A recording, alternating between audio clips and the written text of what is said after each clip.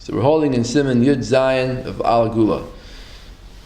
That's Hashem. And we're talking about this question of Samach Mem making Nisim. The Ramban mentions it in Ekev, and the Gemara in Avodah Zarah mentions it, Lagabe, the Avodah Zarah that was able to bring rain and appeared in people's dreams. And now he's bringing it from another source, the fact that the Egel had the ability to dance in front of the people and come out of the fire by itself. But the problem is that the Gemara says that the minim would use that for an excuse to justify their heresy, so therefore we don't translate it. So he says like this, V'lichayra tzarech bir.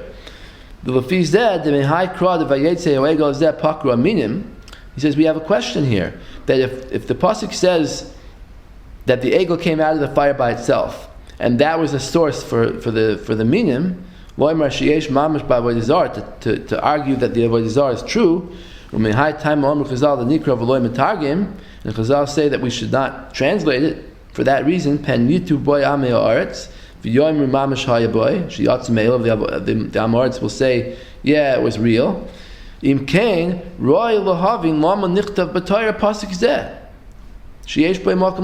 the Torah itself say the pasuk? The Torah should have left it out, because it's going to cause people to make a mistake. Even though it was true that Aaron said this pasuk to Moshe,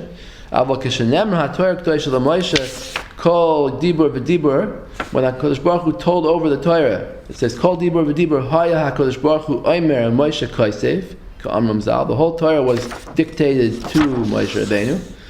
The pasuk zeh harehu migufa Torah. This pasuk is one of the psukim in the Torah, just like any other.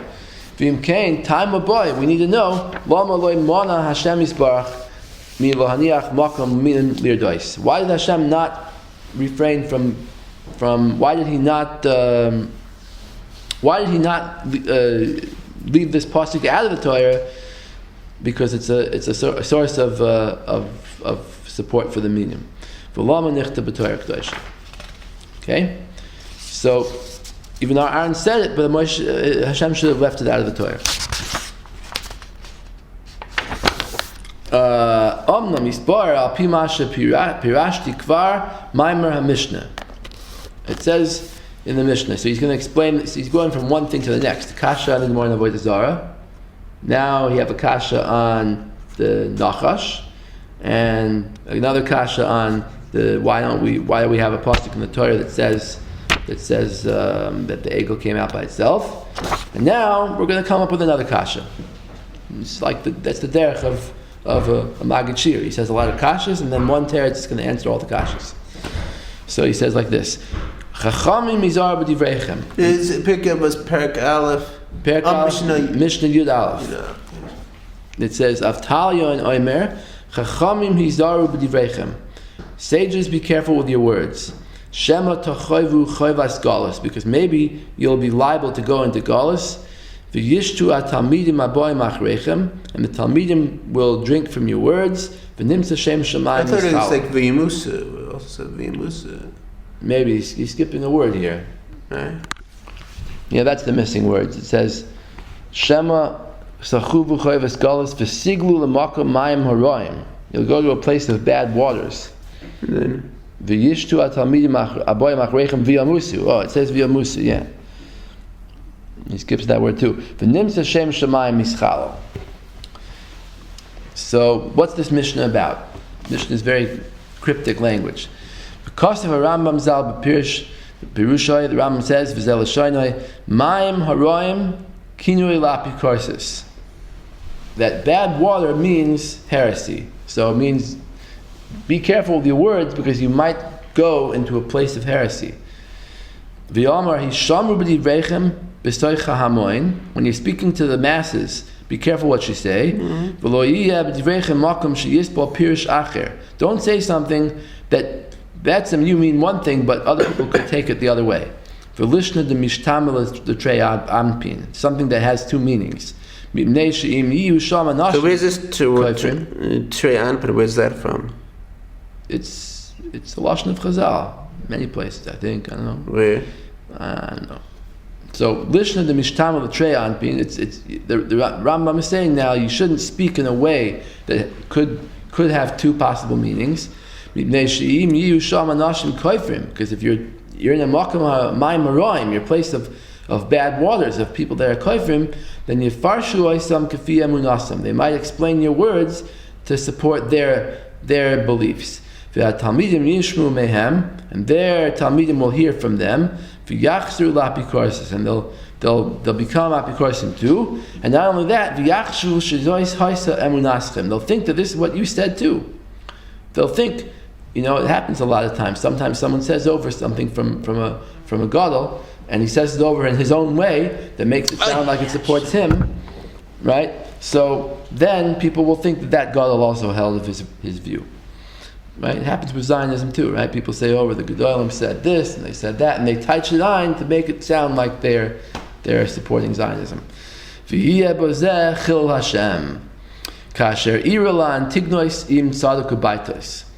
is a story that this is based on the story of Antignois and the two heretical sects of Tzdukim and Baitusim. The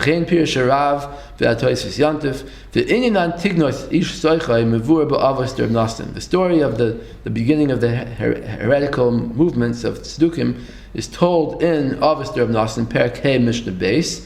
Hu haya omer, al tiyu ka'avadim ha'mishamshnes Rav al manas dekal b'pras. Right? The famous memory of Antignois was, don't be like the servants who serve the master for their reward. Do it without expecting a reward. So Antignois ish soichei hayu lo shnei talmidim. He had two talmidim. Shahayu shaynim b'divarav l'talmidim. They repeated his words over to their talmidim. The talmidim l'talmideim. The diktu achreim. They asked the question, why did our Rebbe say this thing that you should serve Hashem without expecting any reward? Is it possible for a worker to work all day and not get paid? So therefore, they denied the existence of reward and punishment, and they denied the revival of the Mesim. The kafru b'kabbalas chazal. The nifritzu mehem beis pirtzois tzdukim u'baitusim. So this led to being kafir in Torah Sheba'al Peh, because really schar v'oinish is based on Torah Sheba'al Peh. It's based on Torah Shebichsav too, but it's based on the Torah Sheba'al Peh interpretation of Torah Shebichsav. So if you don't believe in that, then eventually you don't believe in any of the Torah Sheba'al Peh. And that's why the Tzdukim were famous for doubting the Torah Sheba'al Peh. The nifritzu mehem beis pirtzos tzdukim baitusim, tzdukim al shem tzadok, ubaitois al shem, baitusim al shem baitois, ayin sham. So they became heretics because of the statement of Antignois that they misinterpreted.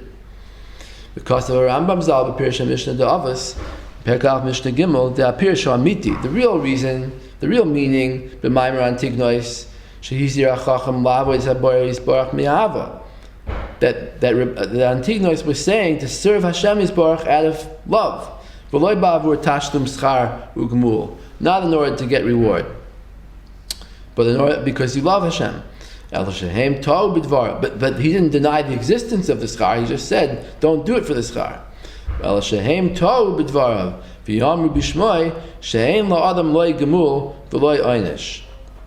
That a person doesn't get any reward or punishment. The Mesilas Yesharim starts out that a person should know that the world was created in order to Yizaneg al Hashem and Olam Haba, and the only way to get to Olam Haba is to go through Olam Hazeh and be Mekayim mitzvahs. Right? So they always ask that this is Astira, right? Here Antignois Ish is saying, serve Hashem Shalom Nas the Kal Pras. Right, and the Mesilas Yesharim sounds like he's saying serve Hashem to be Makal Pras. So you say the teretz is that the tzaddikim know that Hashem wants to pay schar, so they want Hashem to pay the schar, but they don't care. Reb Chaim Volozhiner says this. They don't care if the schar goes to them or to someone else. Reb Chaim Volozhiner in the Ruach Chaim on Pirkei Avos. In other words, they're not being oived Hashem to get the schar. They know Hashem's ratzon is to pay schar, but they wouldn't mind if Hashem would take that schar and give it to someone else. Like the cohen with the ma'aser with the estrog, right? The cohen, there was one person who found an estrog in the whole Vilna, a rich person, and he paid a lot of money for it, and he said, I'm giving it to the Vilna Gaon, I'm anas that you give me the schar of the mitzvah. And the Vilna Gaon was very happy. He said, look, now I'm going to do a mitzvah and not get any schar for it. That's cute. So that's the word. So the pshat is that a person should do it al-manas, shlo al-manas the kal pras. But not that there's no pras. There is pras. There's reward. El shehem tov b'dvar. They made a mistake. V'yamru b'shmoi. They said over in his name, she'ein la'adam loy gemul, v'loy einish, v'loy tikva klal. There is no hope after death. You just die and that's it. Ki loy hevinu kavanasei. They didn't understand what he meant. Ayin sham. L'choyer tzorach bir. Oh, so now we get back to our question. The lefiv zeh lama hetik rabbeinu hakadosh b'seder hamishnah maimer zeh dan tignois. If this statement of Antignos was so ambiguous and could lead to mistakes, why did Rebbe put it in the Mishnah? That there's a place for minim to find support in these words and to rebel. It's historically true that they went off the derech because of this Mishnah. There was more heresy in Klal Yisrael. So Rebbe should have centered it out of the Mishnah. He should have taken a black marker, like, New York Times, take a black marker, cross it out. The Harehu Atzmai Hetik Divrei Avtalion. Rebbe brings down the words later on of Avtalion, She'amar Chacham Mizar B'Divreichem, be careful in your words. Ushnei HaMa'amorim Nirim L'Choyer Kisoisim Zeh. These two statements of Avtalion and of Antignos seem to be a contradiction. So why did the Mishnah bring down this thing that could lead to mistakes? Okay? Just like the kasha we had before on the Torah. Why did the Torah bring down Aaron's words, which could lead to mistakes?